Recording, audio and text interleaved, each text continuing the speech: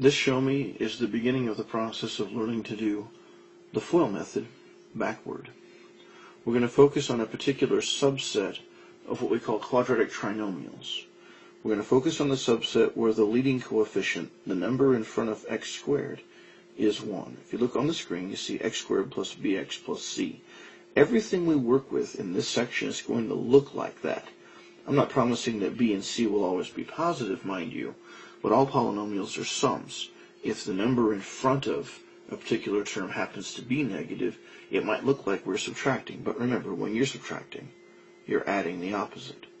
In any case, the important distinction between what we're going to work with in this particular ShowMe and some of our later work is that this coefficient in front of x squared is always going to be 1.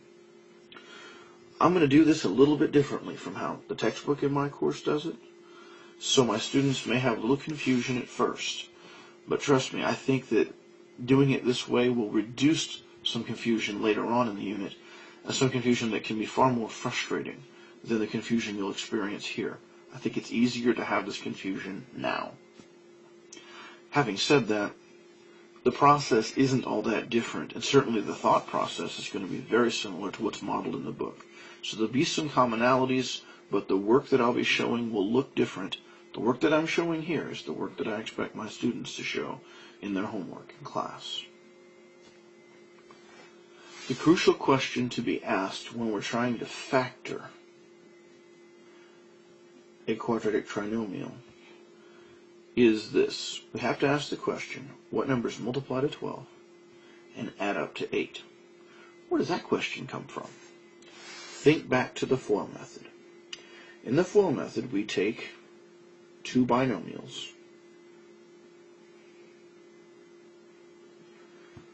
and we multiply them using a particular sequence of products. The first term is always x squared because it's the first numbers multiplied together. The O term, the outside terms, are being multiplied together. So we take x times b, which is bx. Then the inside terms take a times x, which is ax. And we conclude with the last terms being multiplied together, and that's ab. The numbers all look positive here. They don't have to be, but we always treat polynomials as though they are sums. And so these things are all being added together. Remember that the middle terms are often like terms, as they are in this case, so you could combine the like terms by adding their coefficients together. Now, look at this expression that I have here at the bottom of the screen and compare it to what we have up here at the top. They're the same. You may not see it, but I promise you that they are. What we have here is x squared plus the sum of two numbers times x plus the product of those same two numbers. And that's why the question has to be, what two numbers will multiply to 12 and also have a sum of 8? Well, start with the product, because that is where we can limit our set of numbers that we're trying to choose from. We want to limit that because there are a lot of numbers out there. We want to use numbers, a limited set of pairs of numbers. What pairs of numbers multiply to 12? Now there's 1 and 12, 2 and 6, 3 and 4. Which of those pairs of numbers has a sum equal to 8? I choose 2 and 6. Remember what we had originally before I erased it all a moment ago. We had the quantity x plus a times the quantity x plus b. Well, given the choice we just made, it looks like we're proposing that our factorization would be x plus 2 times x plus 6. We're saying that if somebody multiplied those two binomials, they would get our original expression. Well, there's only way to know that that's true, and that's to multiply it back out and see if it works. Well, using the FOIL method, first times first, x squared. Outside times outside, 6x. Inside times inside, 2x. last times last, 12. Everything's being added. And 6x plus 2x is 8x. So this is the factorization. Again, the crucial question is, what two numbers will multiply? And that's not really drawn correctly. What two numbers will multiply to this product? And I'm including the plus sign in that product. And also have a sum equal to the coefficient on this middle term.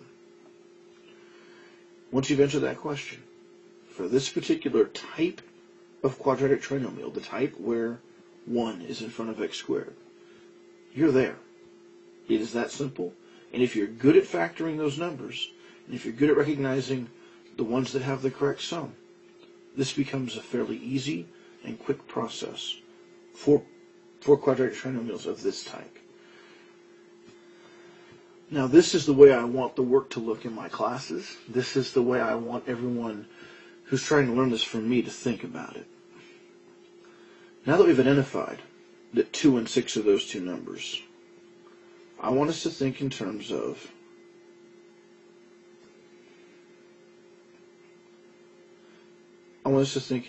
this being x squared plus 2x plus 6x plus 12.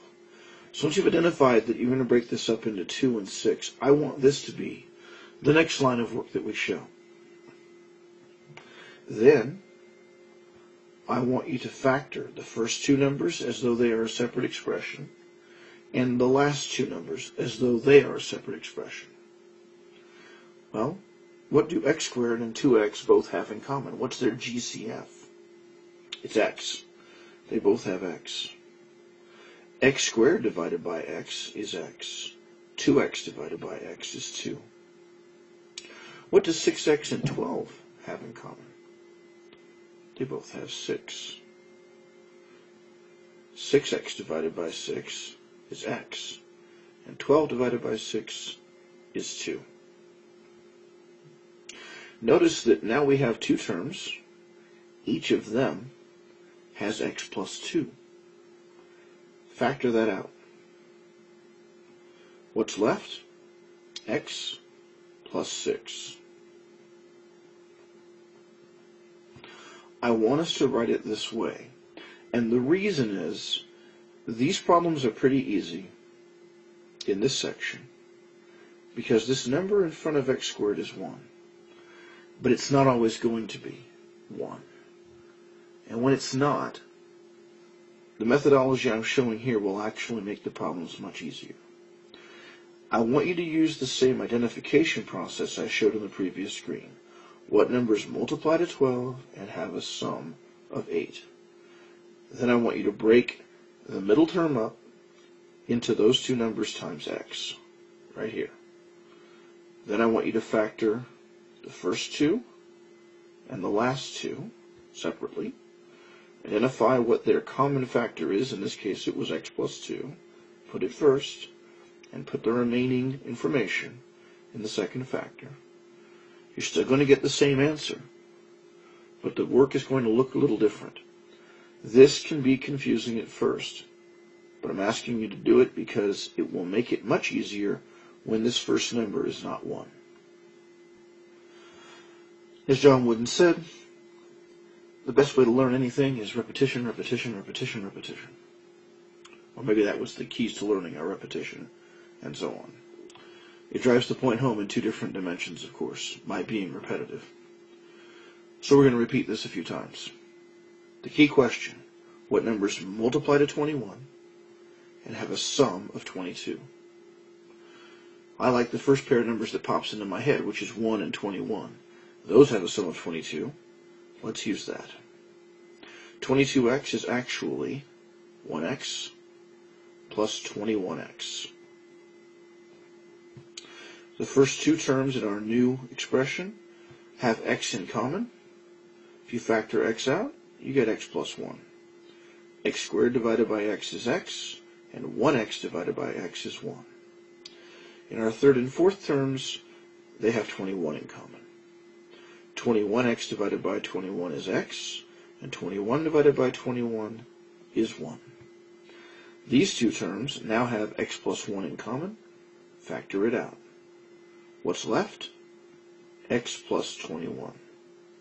That's the process I want you to use. Remember, the identification process is exactly as described in my textbook and probably in many others. And the reason is we are really doing the flow method backward. But I'm asking my students, and those of you who want to follow through the progression I'm demonstrating in my ShowMes, to go ahead and factor this by a method we call grouping, by taking those two numbers after we identify them and break that middle term up so that we're conscious of the process that's happening involving each of the terms in the repetitive application of the distributive property. The reason for that is, again, this first number will not always be 1, and when it's not, this method actually is a lot easier. Okay, by now you know the question, what numbers multiply to 36 and add up to 15? I vote for 3 and 12. So I'm going to break 15x up into 3x plus 12x. X squared and 3x have x in common. X squared divided by x is x. 3x divided by x is 3. 12x and 36 have 12 in common. 12x divided by 12 is x. 36 divided by 12 is 3. These two terms have x plus 3 in common. Factoring it out, we have x plus 12. That's the process. Now, in all the examples done so far, all the coefficients have been positive. They don't have to be. Let's see what happens when they're not. The question here is, what two numbers have a product of positive 18 and a sum of negative 11? Well, if two numbers have a positive product but a negative sum, they both have to have the same sign to get a positive product, and they both have to be negative to get a negative sum. So what two negative numbers will multiply to 18 but add up to negative 11? I'm thinking we should go with negative 2 and negative 9.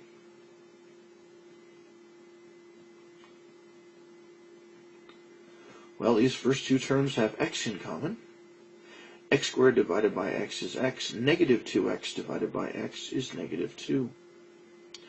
These last two terms have negative 9 in common. Negative 9x divided by negative 9 is x. Positive 18 divided by negative 9 is negative 2. Whenever you see a negative here, put it here too. That way your two terms, your two binomial terms, x minus 2, will come out to be the same. If you don't do that, you won't be able to complete the factoring process. Well, x minus 2 is common to both terms, and x minus 9 is left. The only little trick to this, of course, was the negative business. Other than that, it's exactly the same as what we did when all the terms were positive. What two numbers have a product of positive 27 and a sum of negative 12? To get positive products and negative sums, both numbers have to be negative. I'm looking at negative 3x, or negative 3 and negative 9. I think those are pretty good candidates. Our first two terms have x in common. X squared divided by x is x. Negative 3x divided by x is negative 3. Our second two terms have negative 9 in common. Negative 9x divided by negative 9 is just x. Positive 27 divided by negative 9 is negative 3. These two terms have x minus 3 in common, and x minus 9 is what's left. Again, remember that when you are factoring those second two terms in this situation, if this is negative, then this is negative. And once that's negative, that will have an effect on how this sign develops. And if that sign doesn't match this sign, your factoring is going to come to a screeching halt. So make sure you remember to do that each time. Other than that, the process is the same as before. One last time for this one, and then we'll move on. What numbers have a product of positive 39 and a sum of negative 16? I need negative factors of 39 that add up to negative 16. 1 and 39 won't do it, that's 40. 3 and 13. Yep, that'll get us there. So I'm going to choose to break up negative 16x into negative 3x and minus 13x. Notice it doesn't matter. If I switched it around, I would still get the same answer. For the first two terms, x, and then x minus 3 is what's left when we divide it out. Again, we have to pull the negative right here. Negative 13x divided by negative 13 is x. Positive 39 divided by negative 13 is negative 3. We have negative 3 in common. And x minus 13 is what's left. If I decided to make this negative 13 and this negative 3, I would get the same answer. These two factors would simply be reversed. This situation will be one of your greater challenges because those numbers on the right can get pretty big and you may not be very familiar with their factors. You'll have to fix that by getting more familiar with their factors. In this case, I'm looking for two numbers that have a product of negative 52 and a sum of 9. It might help to think in terms of differences here because when you have a negative product, it means your two numbers have opposite signs. And we know that when we add integers that don't have the same sign, it looks a lot like what used to be called subtraction. In any case, the two numbers that have a difference of 9 and a product of 52 are 13 and 4. I want a positive result when I add them, so I'm going to make the larger of the two numbers in absolute value positive. What does all that mean? It means that I'm going to use positive 13 and negative 4. And again, it's my experience that leads me there so quickly. For you, you're going to have to make a little table and write it all out. It would look something like this. 1 and 52, 2 and 26, 4 and 13. And then you'd have to remember that they have to have opposite signs, so you're interested in differences. And that should draw you to 4 and 13, because they have a difference of 9. So that's the process that will go on. I'm doing that in my head because I have the benefit of experience, and once you get good at this, you will too. In any case, the first two terms have x in common. When you factor it out, you get x plus 13. The next two terms have negative 4 in common. Negative 4x divided by negative 4 is just x. Negative 52 divided by negative 4 is positive 13. Now we have x plus 13 in common. And x minus 4 is what's left. And that is the factorization. So the process is only more complicated really because this is a relatively large number whose factors you may not know, as well as some of the smaller numbers we've been working with. What numbers have a product of negative 21 and a sum of negative 4? I'm going to use 7 and 3 here because I know they have a difference of 4. And because I know I want the sum to come out negative, I'm going to use negative 7x and positive 3x. That way I can be sure to get the right product and the right sum. Well, for the first two terms, they have x in common. And for the last two terms, they have positive 3 in common. 3x divided by 3 is x. Negative 21 divided by positive 3 is negative 7. X minus 7 is what they have in common. X plus 3 is what's left. So that's the process. Again, these smaller numbers will go pretty easily for you because you're probably very used to factoring numbers like 21. And it only has a few factors anyway. Larger numbers always have more factors. And then some of those factorizations may be unfamiliar to you. So you'll have to work at that. This one always throws students visually for some reason. But there's a simple way to handle it. What throws them is that there's not only a 1 in front of x squared, which they're used to seeing, there's also a 1 in front of the x. Of course, when there's a 1 in front of something, we don't write it. Write it. Now you can handle the situation. What numbers multiply to negative 56 and have a sum of negative 1? Well, that means you want two consecutive numbers that multiply to 56. So I'm drawn to 7 and 8. 56 has other factorizations besides that. You've got 1 and 56, you've got 2 and 28, You got 4 and 14, and then you've got 7 and 8. So there are other options, but obviously these are the two consecutive numbers. Why do they need to be consecutive? They have to have a difference of 1. I need my sum to be negative, so the larger number should be negative when I break this up.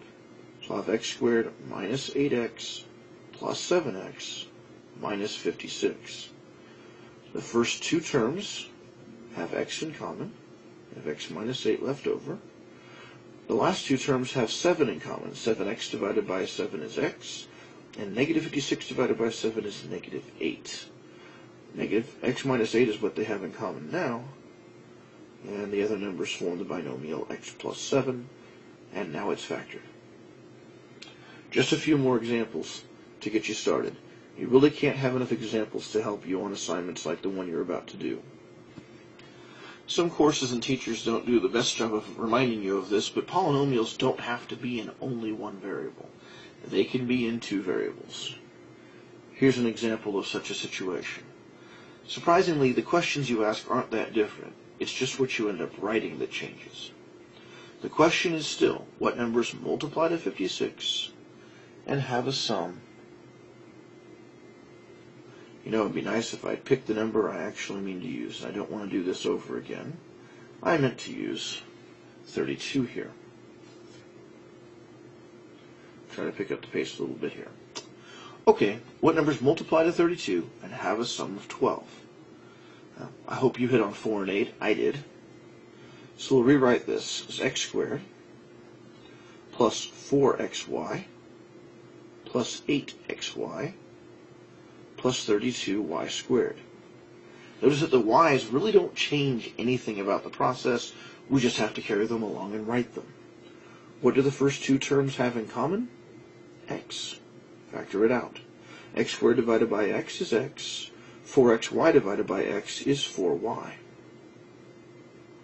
What do the last two terms have in common? 8y. So, factor out 8y. 8xy divided by 8y is just x. 32y squared divided by 8y is 4y. And we just do that in parts. 32 divided by 8 is 4, and y squared divided by y is y. These two terms now have x plus 4y in common. So the other factor is x plus 8y. The process isn't all that different from what we've been doing, but you do have to write those y's. You can't just drop them out of the problem. The biggest risk is that you'll forget them because you feel so comfortable not seeing them. Don't forget them. If they're not in your answer, they're wrong. And finally, the last example. As I said, though, you really don't ever have enough examples, and I hope your book has some good ones, too. Your notes should have some as well from your teacher. Okay, what numbers multiply to negative 40 but have a sum of positive 3? Our numbers are going to have different signs, so that sum is really going to be like a difference. What numbers that multiply to 40 have a difference of 3? Now we got 1 and 40, we got 2 and 20, we got 4 and 10, and we have 5 and 8. I like 5 and 8. We need a positive difference, so 8 should be positive, and 5 should be negative. So if we break up 3xy that way, first two terms have x in common. X squared divided by x is x. 8xy divided by x is 8y. The last two terms have negative 5y in common. Negative 5xy divided by negative 5y is just x. Negative 40 divided by negative 5 is positive 8, and y squared divided by y is just y. Both terms have x plus 8y in common, leaving us x minus 5y. I hope that helps. Again, I'm hoping that everybody can get down with the program and write their work this way. The process of number identification for this step in the process is exactly the same as in most textbooks and in most teachers' explanations. Writing it out this way, I don't know that I'm the only teacher that does this, but I think it's fairly unique. Remember, the reason I'm having you do this is that this number right here, today it's 1. But tomorrow, or whenever you view the next ShowMe in this sequence, you're going to discover that it's not always 1. And when it's not always 1, this approach to factoring is a lot clearer and easier to understand than making long lists of numbers and going through complicated trial and error processes. In any case, this is the way I've chosen to explain it. This is the way I expect my students to do it.